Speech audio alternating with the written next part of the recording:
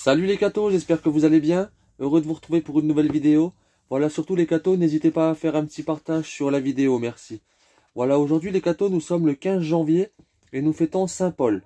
Voilà, surtout à ne pas confondre avec Saint Paul qui avait rencontré le Christ sur la route de Damas.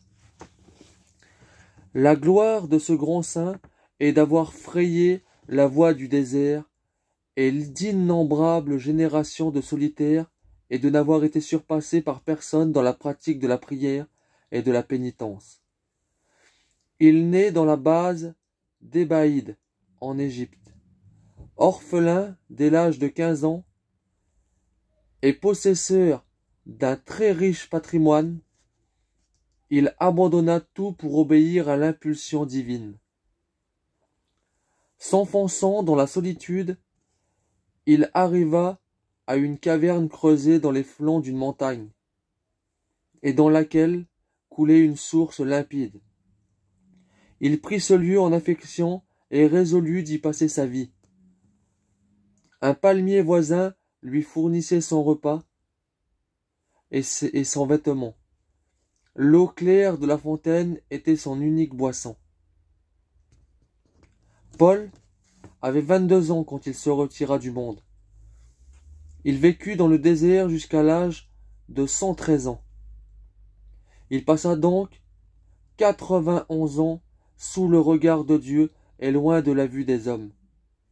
Et nul ne pourra jamais nous dire ni les merveilles de vertu qu'il a accomplies, ni les ineffables douceurs de sa vie pénitence et contemplative. Deux faits cependant nous sont connus. Paul avait 43 ans quand Dieu se chargea de le nourrir lui-même en lui envoyant miraculeusement chaque jour par un corbeau la moitié d'un pain. À l'âge de 113 ans, il reçut la visite du saint solitaire Antoine.